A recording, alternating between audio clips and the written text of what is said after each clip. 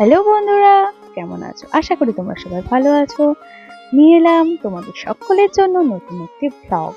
তো আজকে দেখতেই পাচ্ছ এখানে যে রান্নাবাড়ি চলছে, মানে ভোগ রান্না চলছে। কারণ আজকে পৌষ পার্বণের ব্যাপার আছে। আমাদের বাড়িতে লক্ষ্মী পুজো প্লাস দুর্গা পুজো, তার জন্য সমস্ত রকম ভোগ রান্না চলছে।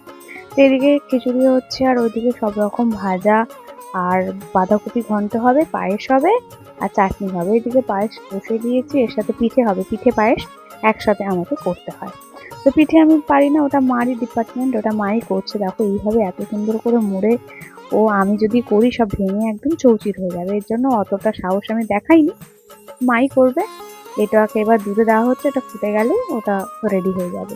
এইদিকে সব শেষে হচ্ছে চাটনি। তো চলো, রেডি হয়ে গেছে, এবার একটু ঠাকুরের জন্য গোছগাছ করে দিই। এখানে থালায় বেড়ে ফেলেছি ভোগ। এইটা হচ্ছে আমাদের সেই ঠাকুর। এটা আতপ চালের গুঁড়ি দিয়ে না ময়দা দিয়ে কি দিয়ে একটা বানিয়েছে। সত্যি কথা বলতে আমি জানি না, মনে হচ্ছে ময়দা দিয়ে।